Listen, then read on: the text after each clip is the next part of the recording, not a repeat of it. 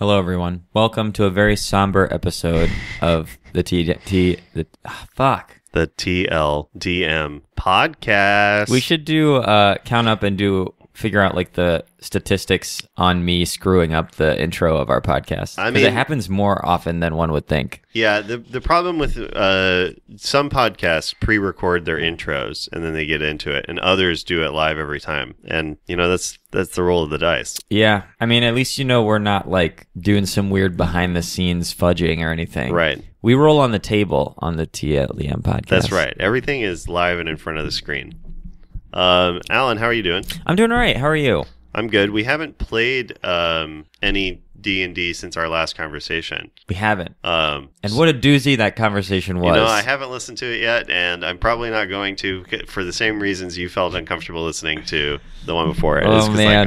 I'm not interested in listening to myself being a whiny baby. Yep. But I don't know. I mean, I don't know. I got some stuff out. Well, I agree that I didn't want to listen to myself be a whiny baby, and I did anyway. And I really wish I didn't have to, but I did, and I regretted it. But our conversation, where you feel like you were a whiny baby, just gave me ideas and insights on how to further tailor the game in the Eastern campaign.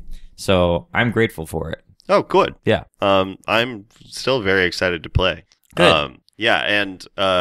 That's mainly it. I'm very excited to play, and I've been thinking about. I was going to bring it up as a potential topic today, and maybe we'll get to it at some point. But I was just thinking this weekend. I played in that improvised D&D game that you that I couldn't do. That you couldn't do, and I played. They suckered me into the Super Bowl episode. Oh, damn. So there was a person in the crowd. There was actually like 10 or 12 people there. Actually, that makes sense. Which was, it's like a niche thing. And I was thinking about it the whole time of your, the Dannon party, when we were at the party, of just how well you brought in NPCs. And I've been thinking about NPCs a lot recently, just in terms of like wanting, as for what we're actually doing right now, which is sort of world building Flern, of like wanting to populate Flern and being like, man, the one thing that Alan is definitely 1,000% better than I am at is creating like memorable NPCs who have relationships to each other.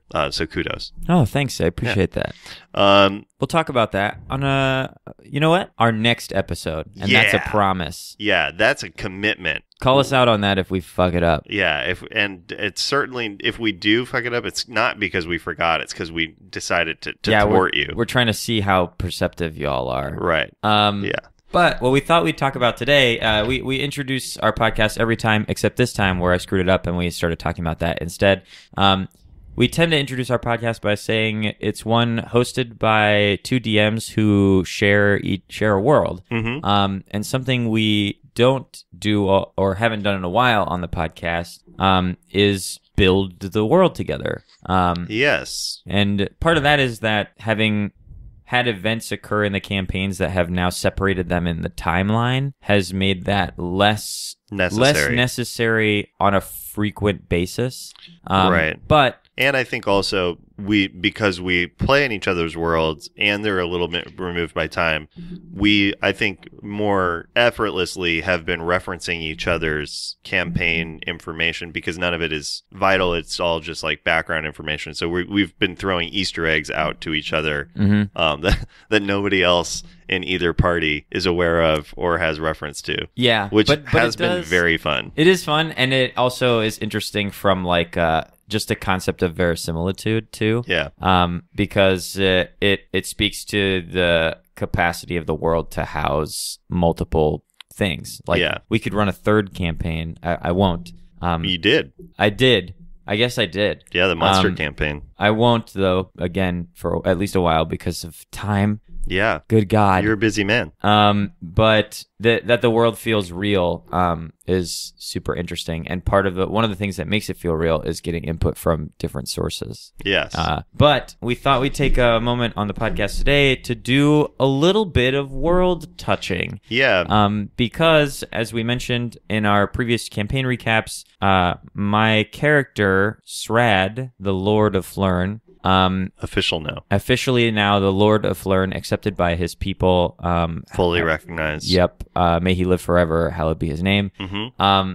has we're kind of jumping ahead a little bit in time and doing some volleyball stuff for our roving volleyball team. And before we got to that, I kind of asked Tyler if it would be cool to make sure that Flern was situated, because what kind of shitty lord would I be if I saved them from a monster and the power structure of the whole city's in shambles, a bunch of stuff is probably broken, our reputation is kind of fucked up. Yeah, which is all stuff I want to play with. And I think that this is also important to point out of like, when we had James on, James talked a lot about personal play, and I think this is like an interesting example of sort of doing that where usually I think what we're about to record is something you would do with your DM over email or like a text or something. Or a text or something where it is just sort of elaborating backstory or elaborating the plot points of your character's existence separate from the parties, because this is certainly something that like I think Alan and I are going to really enjoy, but I would never subject the entire group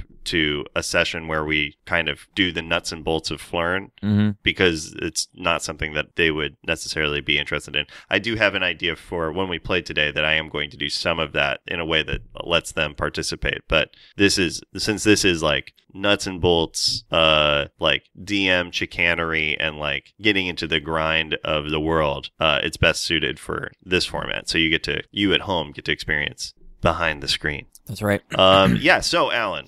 Yes. Let's set up some basics about Flern, because Flern is absolutely. It was an offhand comment in one of our games months ago, and became almost a year ago. Yeah, and became like a placeholder town that you invested in. So Flern, I've put some stuff on the map for it, but very much left it sort of ambiguous as to anything large about it. And also, it kind of whatever was there before got overlaid with Stevus the 16th's rules. So now that that's been down, it's sort of your playground to do with what you will. First and foremost, how big do you think Flern is population wise? I think when I imagined when I was last there, because I get like a city-state vibe out of it almost, especially from the map. We kind of reinforce that concept. I thought about it somewhere in the realm of like 50 to 60,000. Oh wow, people. I was thinking like 10,000. Yeah, and I think that's, like I said, I think that's how I would remember it. Yes, but okay. I think that the rule of Mayor Stevus has significantly damaged the population there. Great. And kind of driving it into the ground, probably economically from at least what we've seen, and also a constant state of abductions and impressed servitude into this a cappella band. Yeah. I think probably hurt the population some. So I imagine between like flight and fright, we're looking at maybe like half to a third. Great. Of that. So a third of... It's like 16,000 people. Yeah, that sounds perfect. Let's just put it in even 15 just to do it. So yeah, you currently have inherited a city-state, which is how I think of it too, like a Monaco or a Luxembourg. I think the Shirin continent has become more of a points of light sort of setting, where there's a lot of where 1,000 years ago it was completely a Roman Empire where it was like well-built roads to everywhere and there's very little danger and stuff, and that has like over the 1,000 years grown over. So there is like, I think it's still roughly civilized, but it is like not, it is definitely each sort of, anybody who has a claim to power has asserted it and sort of taken control of their own space. Yeah, and it sort of seems like in terms of travel and stuff, the people who actually need to get around have means of doing it that don't rely on horses and roads, where that sort of thing would need to be maintained or patrolled or anything. Right. And like Tangri is definitely, it's to the east and is definitely a more stable place. This is definitely like 18. I think what it is probably the best way to treat it is like it's the late 1800s. Tangri is like the east coast of the US, and Shira and like the place where you are is like frontier Wild West. So like Flern is like an Omaha or even like a Laredo or something. Like it's just a place on the map, but all around it is nothing special necessarily. Okay, cool. So we've got 15,000 in your mind. Oh no. So the only things that I know that we've established prior is that Flern at one point was had a bit of a reputation for its arts and culture scene, with a lot of statuary and stuff. I have sort of been envisioning that and a little bit retconning it as being like local pride, but not necessarily like held up as a jewel of on like a national scale. I think I've been thinking of Flern a little bit like a river, like a Mississippi River town, like one of the. I don't know if you've ever experienced those, but my family lives in Winona, Minnesota, which is this, and it's like a town that has a lot of industry that comes from the river, and sort of there's always this sort of like, or the same as like Lake Michigan towns, where there's this sort of like we sell like nice wine and we have like these like artsy festivals, and we're trying to build a name for ourselves as like this like bohemian cool place, but we're also very sort of out of the way. Is sort of what I've been thinking of Flern as. I don't know if that registers for you. That makes sense to me. Yeah. But that's what it was before. So now there's room for it to certainly flourish into like a Venice or whatnot. But from your perspective, describe for me like Flern culturally at this point. Certainly, I guess most immediately, the first month, I'm going to set things that we are 2 to 3 months is where we'll be starting our next game after the previous events. So let's just cover the first month after being declared the head of Flern. Okay. So my immediate plans actually kind of revolve around or are heavily dependent on the state of the treasury and the tax code.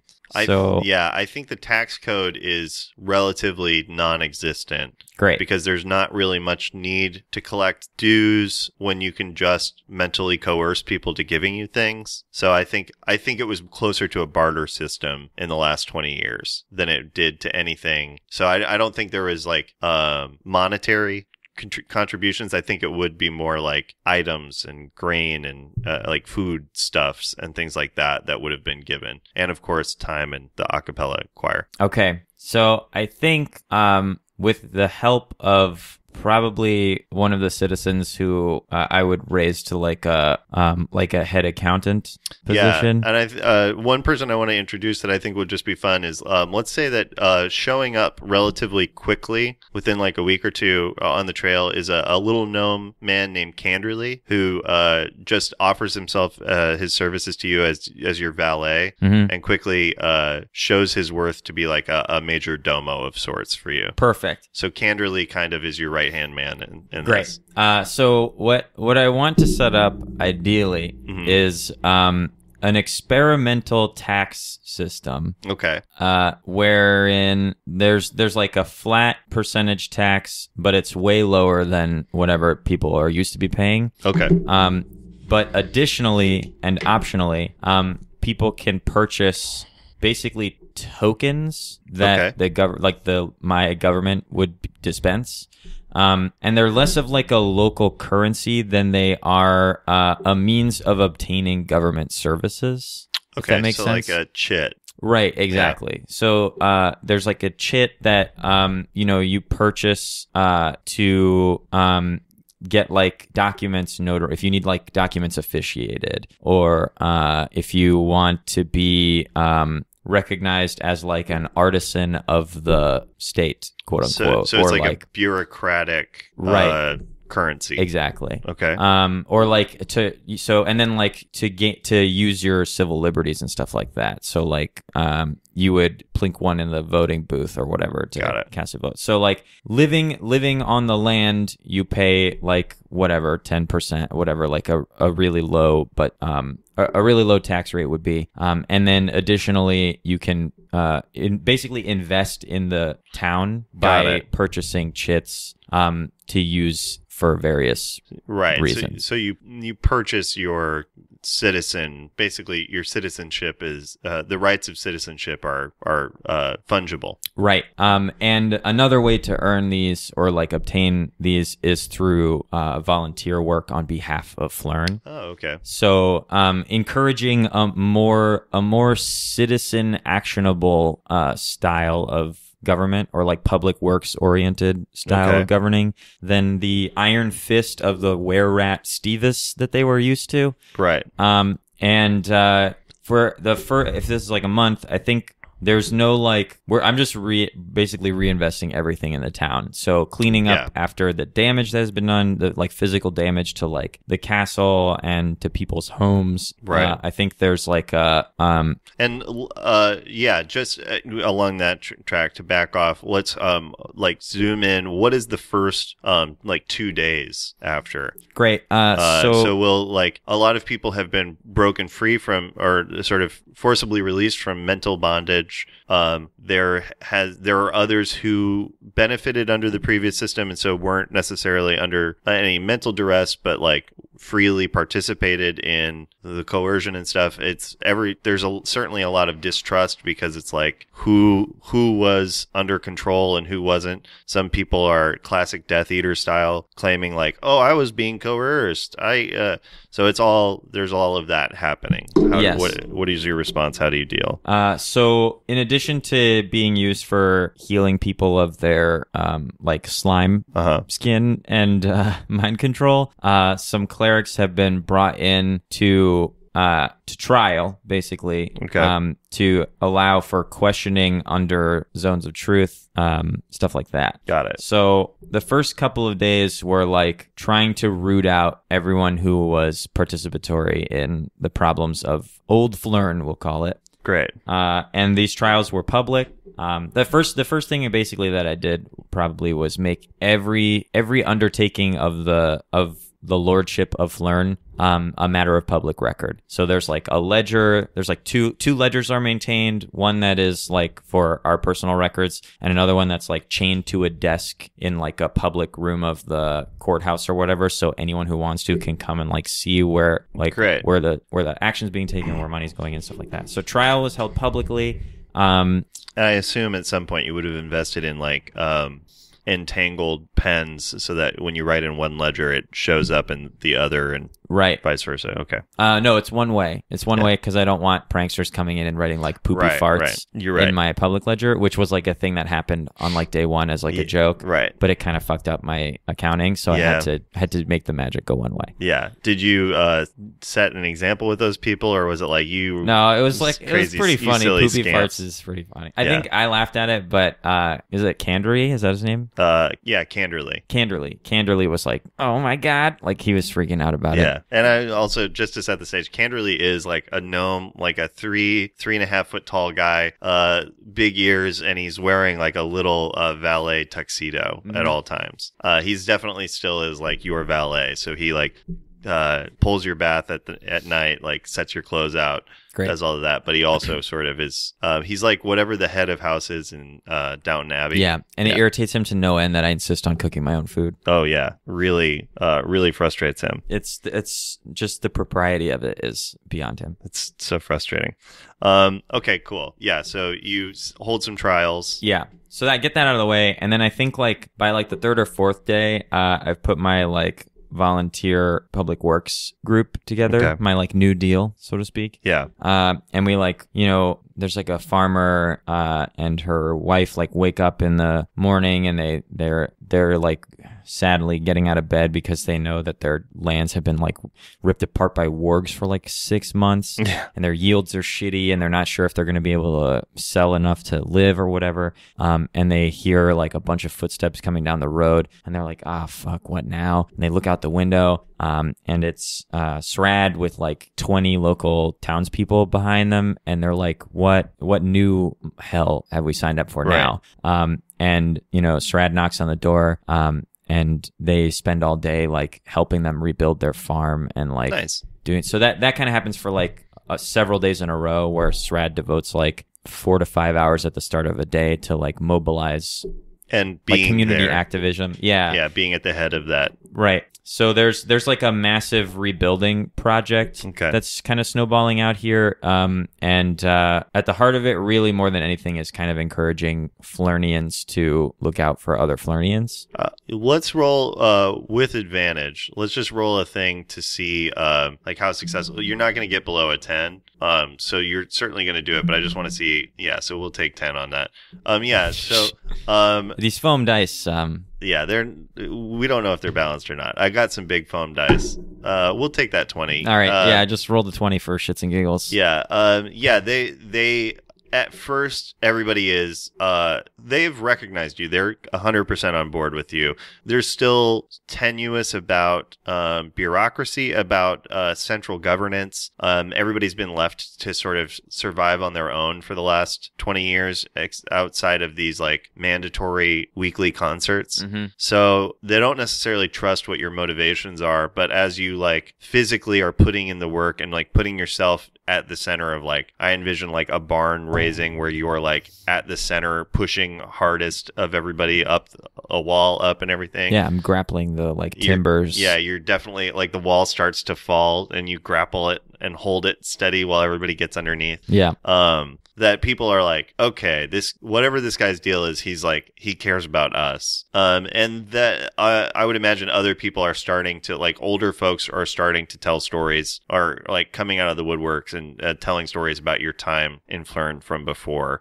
Is there any like old story of like when you were because you were the head chef? Yeah. Right? Is there any particular story that's sort of like a well-known, not like heroic story, but like a fun story, like a fun, like you remember the time when Srad from before when you were just with the Lord? Yeah, there was like a big banquet that I was supposed to be like catering, and the final thing was this like big like Ace of Cakes style replica of the Castle Flern. Yeah. And as I wheeled it out, the axle on the little like cart thing broke, and the castle started to slip off. Yeah. And instinctively I like put my hands out to like grab it, but of course it just like went through my hands. Yeah. So I had to like it like went through my hands and like hit just me in the chest. On your, yeah.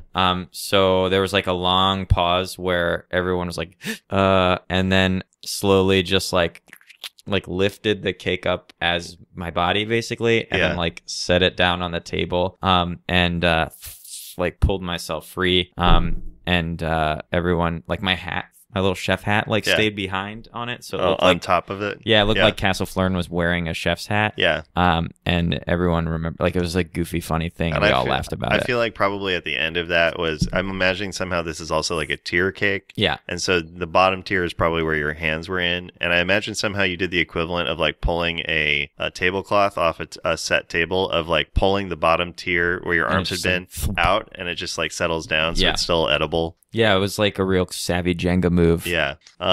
People tell the cake story. The cake Flern kerfuffle. Yeah, that's what it's called. Yeah, the cake Flern kerfuffle. People tell that. People love to joke about that. You've gotten a lot of people being like, "Oh, hey, maybe we'll make a cake for you." Yeah, I haven't heard that one yet.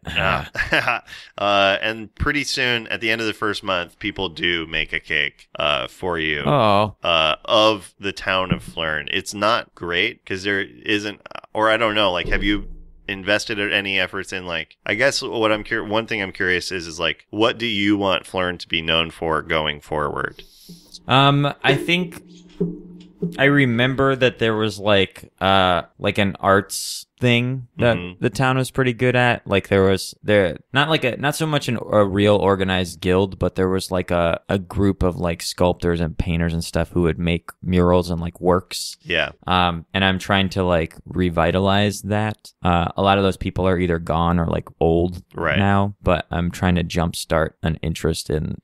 Are you using like the volunteering chits? Like, would it be a thing that you are invested enough in it that you would be like, if you older folks take on an apprentice, you will be given these chits for stuff? Okay, cool. Yeah, so, you're like, I'm trying to give out like laureate status and stuff like that. Right. So then it sounds like then through this chit system, you're creating a almost like a meritocracy, but because obviously people who collect more chits would have more power, just in terms of like what they're able to do and what they're able to afford. Like they would literally be able to pay people for their votes because they'd be able to enable people to vote and stuff. Yeah. So you're definitely creating like a class hierarchy that you have kind of your thumb on, and it sounds like you're pushing harder for like people in the arts and people who care about the city are reaping the rewards of this new system.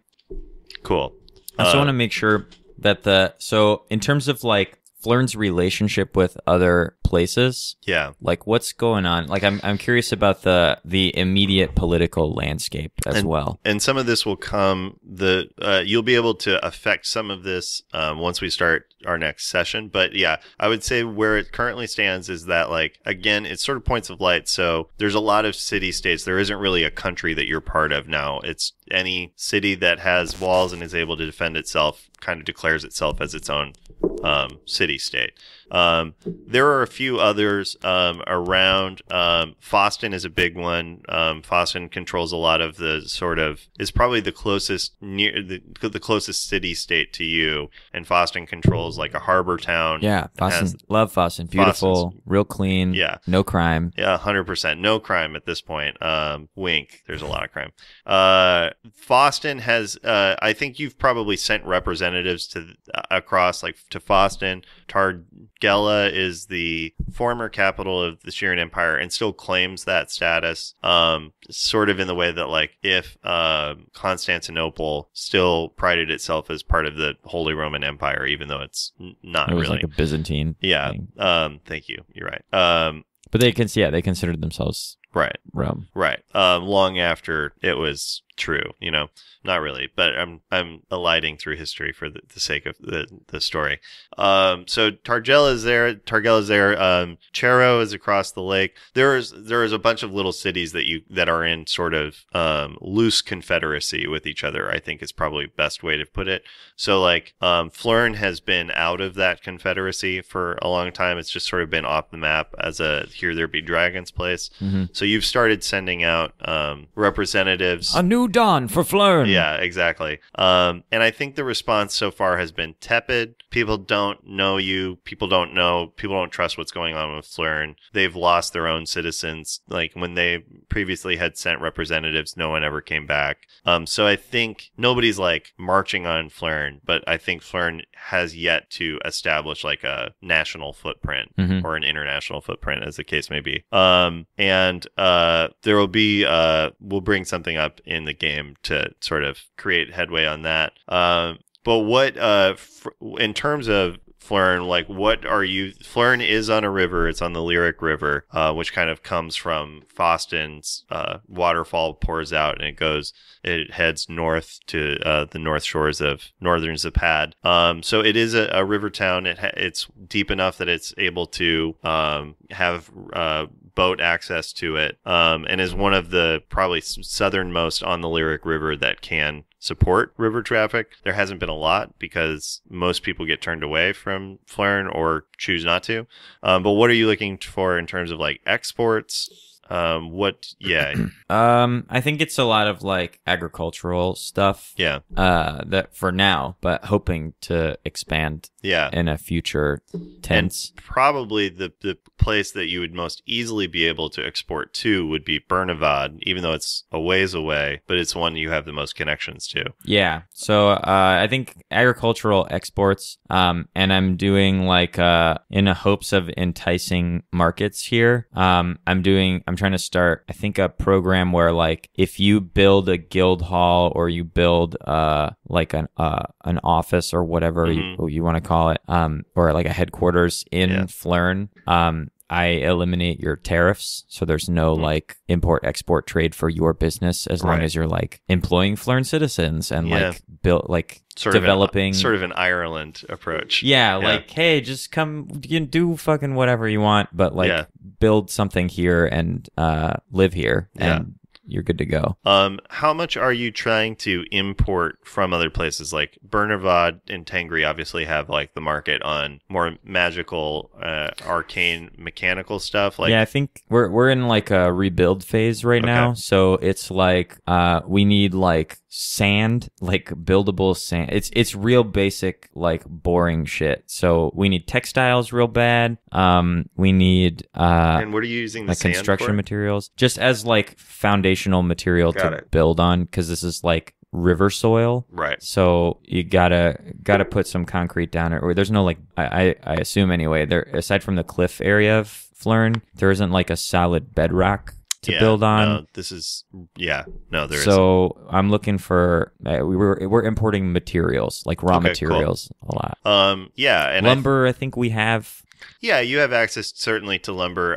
The one other thing that I'm curious about with Flern. So maybe we export that like river style, like so you've got like man. I grew up in a river logging town, so like I'm all about them river pigs. Sweet, we did. How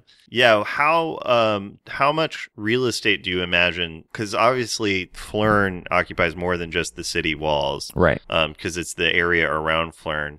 You have at your disposal as your sort of personal watch and troops are the Rander Company, of which I think at this point you probably have like 40. Yeah, and they're my security team / guards now. Right. So how wide a swath, like how much area does your protection cover? Like your kingdom of Flern, like how I don't know. How big is it? I guess I'm not sure. Well, I'm looking at this thing here. There's a great website called Medieval Demographics Made Easy. It's the Domesday Book, and it's a website that lets you look up medieval stats, which I can't recommend enough to people. For world building, it's so fun. So if we're saying there's 15,000 people. There's 15,000 people. So I would say let's see here. I think it's probably, this is in kilometers. I would say like maybe like a 50 or 60 mile radius. Does that sound reasonable, or does that sound way too much? That sounds big. 50 is big. Yeah, so let's retract it down to maybe like a 20. Oh, well, I'd say maybe like 30, a 10. 10, 20. 20 is good. Yeah, we'll say 20. Okay, great. So there's like a little 20-mile circle around that is essentially where you can easily control traffic and stuff. Beyond that, the borders are just too permeable for you to really successfully do that, which means you'll need to recruit which means like the Rander Company is a response team as more so than it is like maintaining a regular presence along the border and stuff. And you would also need to collect or hire like tax collectors and stuff. Other things that I do know is that your kingdom supports about 10,000 head of livestock. Specifically 6,700 fowl, like chicken and geese, and about 3,200 like dairy and meat animals. Great. Is one thing I know. What I also know... I think dairy, like we're big on dairy. Okay. Yeah, you're dairy cows for sure.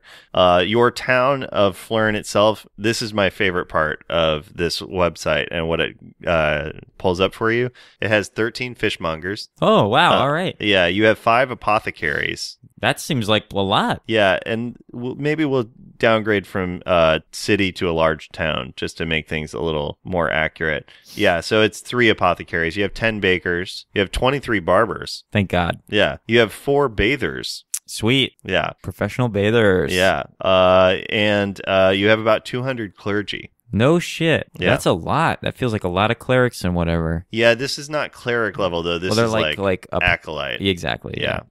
In terms of cleric level, that would be priest. You have about 7. Got it. Still not bad. Yeah, that's great. And I'm trying to see if there's anything else that's very fun here. Work. You have 4 sculptors currently. Maybe a little bit higher in your town. Right. And you have about 20 taverns. Neat. Yeah. And most importantly, 40 noble households. Holy moly. So I would assume that those are the like painters. Like merchant elite and like painters. Yeah. And 4 inns. Sweet. So which includes my favorite inn. Do you want me to name it? No, I'll okay. Did you have a place in mind? No, but there's one that I clearly go to. Yeah.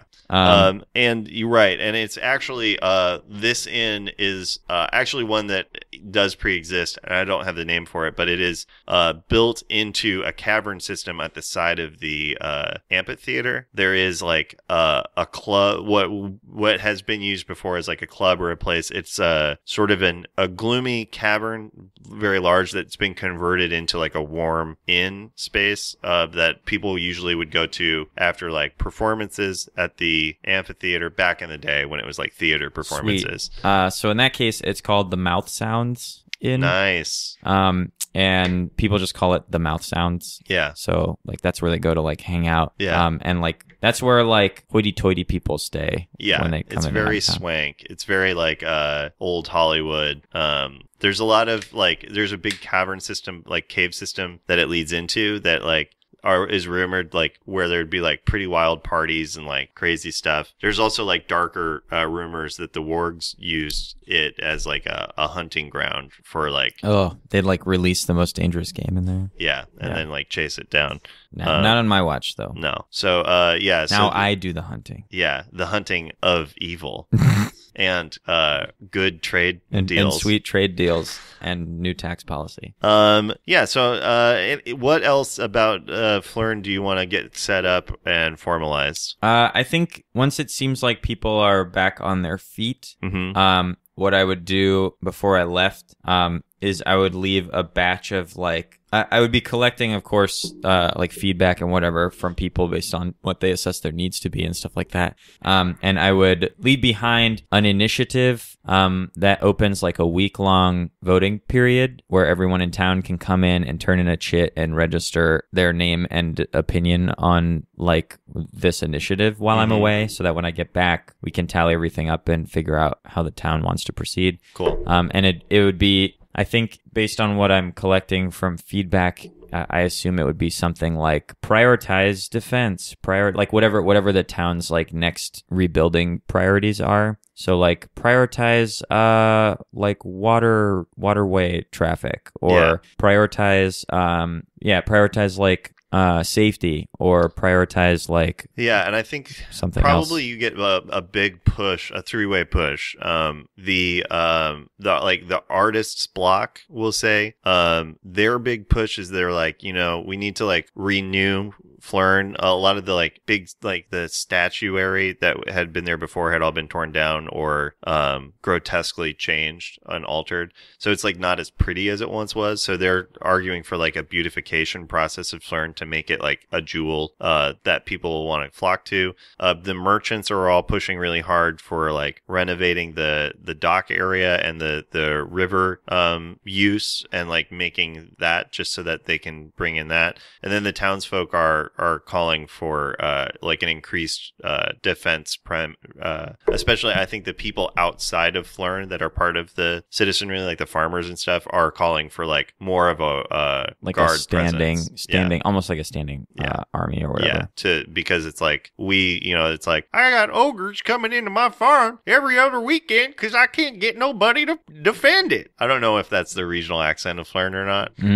That's certainly that farmer's accent. But I mean, it's up to you what the general accent of Flern is. Yeah, that's it. Okay, that's definitely it. Yeah, so it's certainly the outskirts of Flern. In Flern, it's slightly more cosmopolitan. But yeah, so there's like reports of like beast and I guess what we would shorthand as like monster attacks, like just like a lot of like dairy livestock attacks happening and stuff, and also like thieves. The changing of the guard and the lordship has allowed for a larger bandit presence at the edges. So those are sort of the three areas that people are sort of clamoring for development on. Which do you choose? So I would leave this up to a vote, basically. Okay. So I present, if those are the three largest issues, it seems like, I would basically leave behind an initiative for people to vote on, being like rank by instant runoff. Will rank these three issues in order of your preference in terms of like me addressing them, and then people would come and to the courthouse. and turn in a chit and register their name, because everyone gets one vote. Doesn't matter how many chits you have.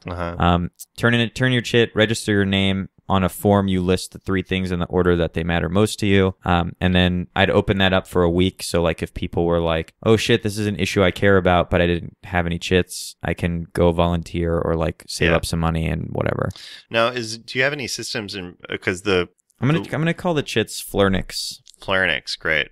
Now, with the Flernix, do you have any system in place to prevent? Because most immediately, what I would see happening is like the merchants would hire, people to amass Flernix or somehow do it themselves, and then go to somebody who's like, I only like a farmer who's like, I don't have time to volunteer, and they'd be like, hey, I've got a Flernix for you if you vote. I've got a Flernix and like 2 gold pieces if you vote the way we want you to. Like any abuses of the system that way, or is that just like part of like, because I can imagine the artists being able to collect a lot of Flernix the same way and like making stuff, but I feel like this is a system that the merchant class would be able to exploit. Yeah. Well, I think like fraud in general is against the law. Okay. So they'd be running the risk of like getting caught and investigated. Yeah. But I don't know. I bet Srad wouldn't have thought that far ahead unless someone told him about it. I think then the hope is that he's like engendering or like rebuilding a sense of civic pride. Yeah. Roll a d20 and we'll see what the 18. Yeah, so I think it's really close. I think the first order of the vote is for defense. Right behind it is the river traffic thing. Like it's almost neck and neck, but the defense slightly comes out ahead. Great. So that's what the majority of people seem to be in preference of. Cool. So then for defense, I think what I would do is for the bandit stuff, I would pass the reins over to Helen Rander because she's like a genius. Yeah. And my knight commander, basically. And in the hopes that she would organize like a series of cool Miami Vice style stings, like sting operations to figure out who the bandits were and then corral them up.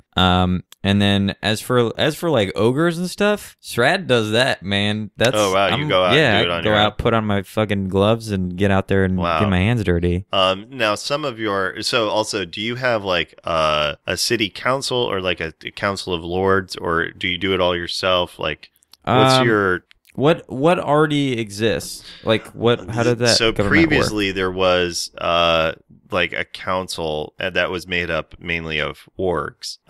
Like a lot of those wargs were in those positions through. Is that typical? Not the wargs part, but is the typical governmental system like a lord with like a council of like, or like a chamber of commerce or whatever under it?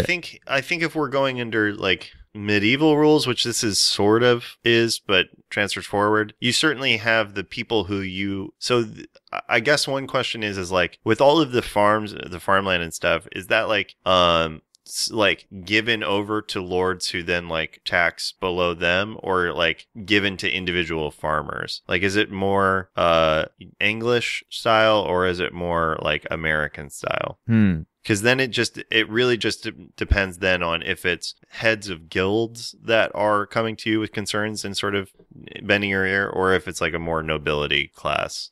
I think it's more guild oriented. Cool. Yeah. So I think you have like a council of like guild masters who come to bend your ear and also to like give some advice.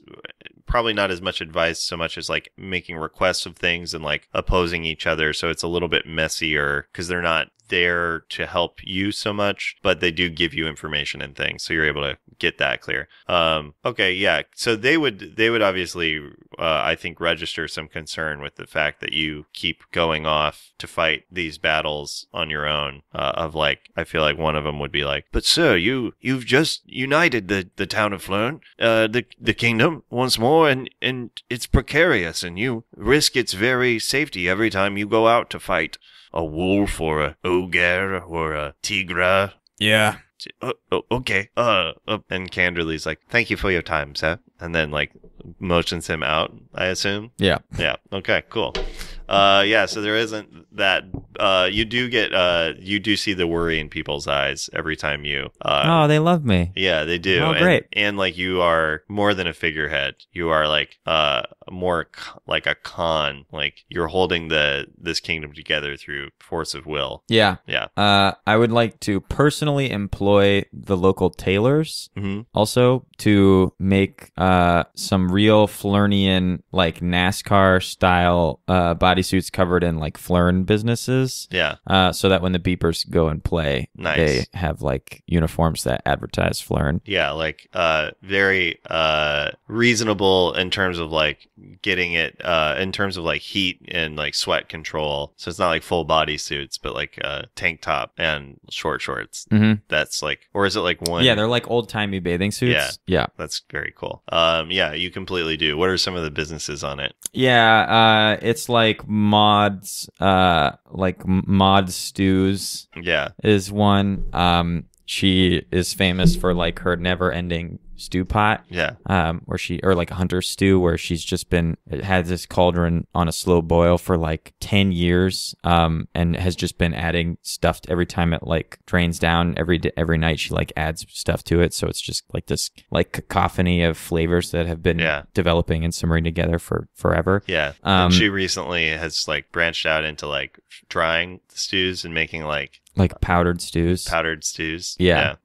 Which is taking Flern by storm. It's like people are like, they're trying. I can make mods at home. Yeah, exactly. It's easier than going to mods. It's turning into like a franchise almost. Yeah. Where now she like sends out sacks of powdered stew on like a wagon to other mod stews establishments, and they like reconstitute the stew. Yeah. Some people are like, it doesn't taste as good when it's at other mods. You gotta go, and other people are like, I can't tell the difference. I think you're insane. It tastes the same, and they're like, well, if you like this one, you gotta go to the real mods. You gotta go to the real mods, the brick and mortar mods. Yeah. So that's one. There's Cooker's Books. And his big thing is like, if you tell him, if you're like, man, I remember reading this book when I was a kid. I think it was about a crab. And the only line of it I remember is this line. Like he instantly knows what book it is. Yeah, which is handy because I think the literacy rate in Flern is probably such that like there's probably only like a couple thousand books that have been published in recent memory. Yeah. So it's still impressive, but it's much closer. Like from our window, it's not as good. Yeah.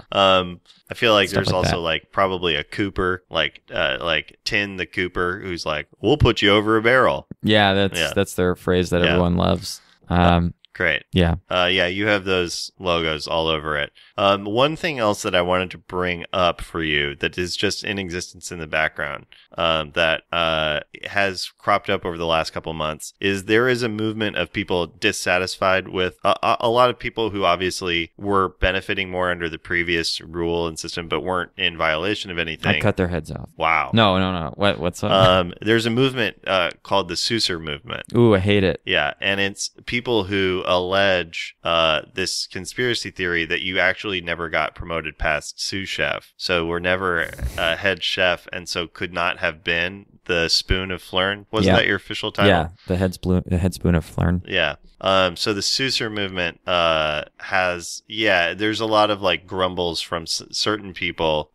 Some of it feels a little like race based, maybe, of like, I don't know what the previous Lord of Flern's race was, if they were human or what. That's up to you to decide. Yeah, I think it was an elf, maybe. Okay. So there's like, I mean, would an elf make a half-worked head executive? I don't think so. Nah, he was a sous chef for sure. There was somebody else was the head executive chef. There's no doubt in my mind. There's a lot of like, not a lot. It's most people are like brushing it off, and most people are like, that's ridiculous. But it is there an undercurrent in town. Do you respond to those concerns, or do you just let it exist on its own? Like, probably that kind of stuff would make Srad mad, and I think he would go up to those people and like show them his credentials. So you just like I just address them head on. Demonstration, or just by like showing like my literal like certification of head spoon of Flern and stuff. Like, so I think then that feels like maybe that develops into like a thing. Tell me if I'm wrong in this, but like where like you've started just sort of like a tradition of like once a week making a public meal with like a set like a prefix menu. Yeah. And you like make like probably like you fix it for like one table of like randomly selected citizens, but you have like other chefs cooking the thing, so it's like a little like public like lunch that everybody is invited to. Yeah. It's a very big success. Oh, cool. The Susser movement still exists, of but course, like can't make everybody happy. There's always going to be haters. Yeah, there's always going to be people asking. They're asking for your long form. Yeah, of course they are. Yeah. All right, cool. Is there anything else? They else? want us to build a wall, but we already fucking have a wall. Yeah, right. Build another wall. Why would we waste resources building a second Build a wall on the river. The river is a natural obstacle preventing... What the fuck are you even talking about? People come across the river all the time. You just wait till those fish people come in here. They're gonna. I'll see myself out. Yeah. Put the plate down. You don't get prefix today. You don't get prefix. But I wanted this. No, with a mouth that open, you shouldn't be putting food in it anyway. Get out of here. And the rest of the table claps. Yeah. Yeah. That's just where we're at politically right now in Flern. In Flern. Just in Flern. Yeah, so a few other things just to establish. And I'll cover this here rather than in the game. I'm trying to remember the name of the town, Talgin or whatever. The home of the team volleyball, the head, like the best volleyball team in North Japan. Where what's his name is from? Yeah, where Dup is from. They won the last Tengri championship. Yeah, what is that? What is winning that volley? Because volleyball seems to be like the thing that unites the continent. It's starting to become that for sure. What kind of, is it like the Stanley Cup where like that team like goes around and like tours with the thing? Yeah. And like it's almost like a weird like tourism industry thing. A little bit, yes. Exactly that. So we gotta win that cup. You do. And it's new. Volleyball as a sport has like really taken the continent by storm, but it's still in its nascent stages. So it's been mainly a Tengri thing, and that with this one town outside of it participating, sort of like the MLB with Toronto. Mm-hmm. But other towns have started, like Targela has its own team that they've started doing. Chero does. And there's rumors that they've been like magically influencing their... Yeah, they're doing like magic doping. Yeah, they're doing like potions of like giant strength and stuff. There's been some outcries. Targela is definitely like the Sochi, the like Russian. Oh yeah, of course. The Talgin has announced the first cross Zapad classic, the first first continent-wide volleyball tournament that they're going to hold in their town as their right as the previous champions. And so like, yeah, the idea of like sending a delegation from Flern, like the Beepers to play immediately came up. Are you on the camp of wanting to go with the Beepers, or are you like, I've got to stay and lead my people? I think ideally I would want to go because I'd want to rip us and try to win that thing. Yeah, I think Canderley would be like, this is an opportunity, like, let me see. So this is an opportunity. We still have not received any formal responses to our delegations sent to the other city-states.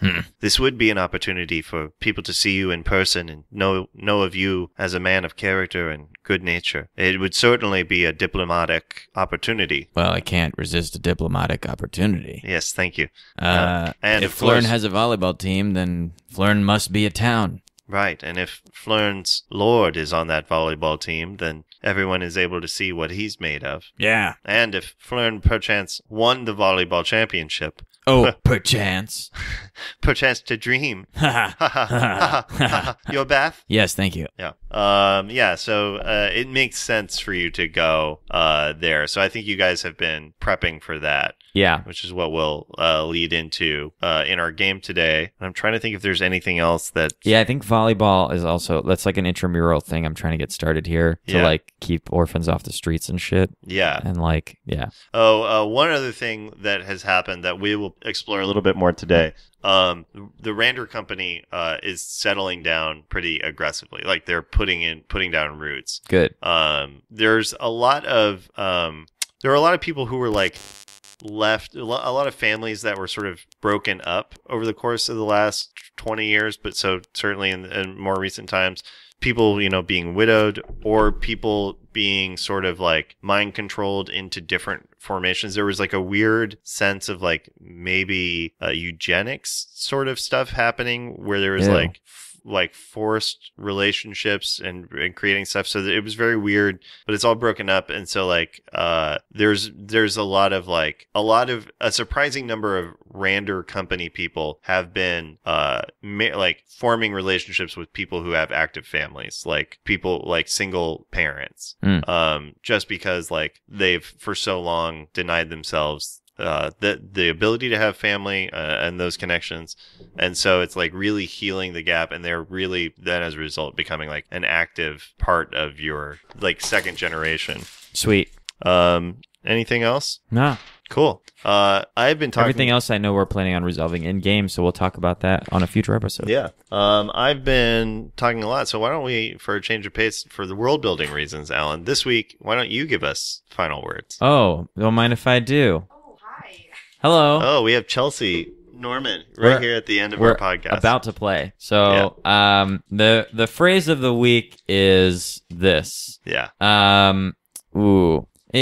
Folks, sometimes when the going gets rough, you want to call it quits. But instead, maybe you should take a swing at it and see if you get to call it crits. Oh!